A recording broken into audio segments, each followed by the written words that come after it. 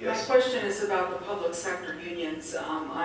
It's great that you're representing individuals not to have to pay dues, but I'm concerned with the bigger picture of all of the dues money that's going into the unions and therefore going into political campaigns. Right. Is there any way to go after this as a class action suit where you don't have to wait for one or two people to step up and say, I don't want to pay, but just go after it as a broader issue and get this stopped? Yes and no. As a class action suit, no. But as a proposition via paycheck protection, yes. We at Pacific Justice Institute, actually I have friends of mine who are working actually to get on the ballot in 2012, and I'm very supportive of that effort. I think it's tyrannical that we have unions being able to force their people to pay them money that they use to get government people elected, who then use their powers to greater empower the union. And it's a circular tyranny flow that really has got to come to a halt. So yes, go ahead. And just one more quick comment. We noticed in Santa Clara that it's SEIU that is counting the ballots. Yeah, oh, that's outrageous, yeah. So, yeah, it's, anyway, I can go along with that. I'm very, there's a reason the CTA hates me. There's a reason. And, yes. Okay, I'd like to get your comment rather than having a question. As a columnist from the New York Times commented that the Constitution had been written over 100 years ago, and that was the reason that people couldn't understand it, because it was in that old-fashioned language. I'm not surprised. Yeah, that's where Klein was saying. Yeah, I'm not surprised. I've read the Constitution and gone through it, and in fact I do it for freedom, just for pastime, and I'm sort of geeky like that. But it's really not that hard to understand. I mean, they actually have it, you know, it's very, very clear, you know. I think someone who would say that and argue that is someone who's actually never ever tried to read the Constitution, because it's pretty clear, pretty clearly written. They have it out in typed print instead of anyway, okay. Thank you. But I've heard that before, actually, you're right. Yes. Oh, by the way, before I forget, those of you, be sure and fill these out before you leave. I really appreciate that. It means a lot to me personally. And then if you could put them on, where to put them? Yeah, just pass them. This gentleman's going to take care of everything. Thank you, sir.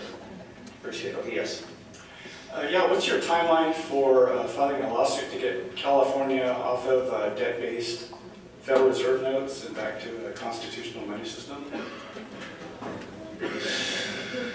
Boy, that's a heady question. I don't have a timeline for that. That just totally took me off the, I mean, yeah, that's a good question. I'm very concerned that when we went off the gold standard, I mean, our currency now is just totally based on the faith and perceived value and trust of the federal government, which is frightening.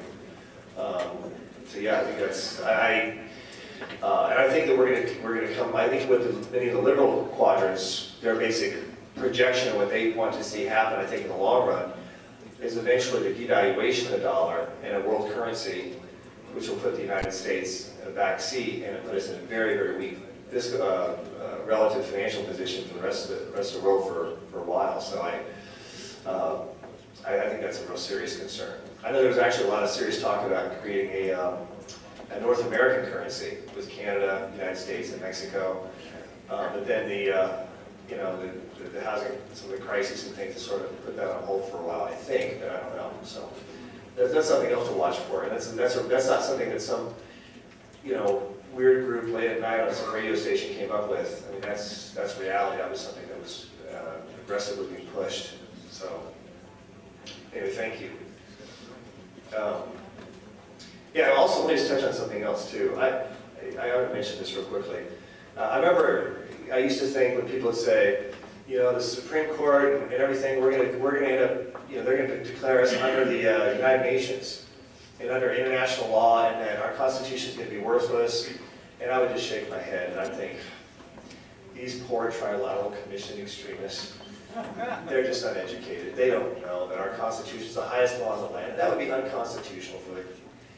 And then the Texas sodomy case came down, where the U.S. Supreme Court, in a majority decision, cited international law and base their premises, their decision based on selective countries in Europe and international law, NATO, or not NATO, UN.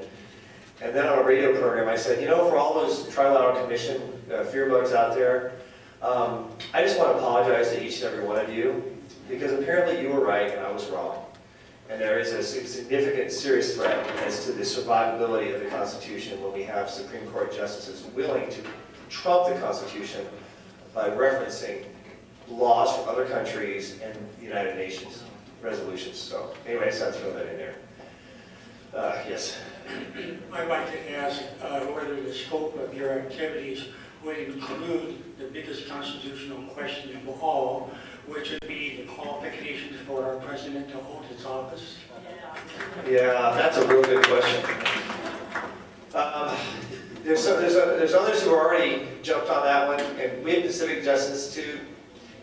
If there's a need for us to move on something, we will. There's already like a number of people jumping on it in the same federal district. So that's why we didn't jump on it. But there was an aggressive litigation on that, specifically on that issue that's being litigated. There's one attorney I know here on the West Coast that was taken on. She was very aggressive with the case. Unfortunately, they have not been successful. They have to. It's not as easy as it looks, because there's a lot they have to prove on the merits. I frankly would like Congress to pass a law in accordance with that constitutional provision that says that the burden falls upon the person seeking the office of president to validate their citizenship, as opposed to the burden being on the voters to have to somehow prove what's not there. It's really hard to prove that something's not there. I mean, look at just from a mathematical perspective, how do you prove nothing is there? Because nothing's there. So instead, it's actually, we should change that it should be, the court should already look at the Constitution, I believe, and put that burden upon the individual. But I think what we need is statutory federal reform by Congress to explicitly require that. That's where I think where we need to go for the future on it. But it's very disconcerting. I've read some of the material and some of the evidence on it. It's really convincing. But apparently the courts haven't seen it to be as compelling enough to meet that burden that they have put upon the citizens as opposed to on the office holder. So I appreciate that. In fact, yes. Quick comment and a question. We need to keep the pressure on the Republicans based on the last 2 months. And Yes. Anybody has an iPhone, you can buy an app for a couple of bucks. It has the whole Congress, how to get a hold of them, write letters all day long. I love it. Yeah, that's good. It comes out in February or March. Yeah, no, I think that's great. And my question is there any possibility that we can impeach this guy? Actually, yes, a friend of mine, Darrell Issa,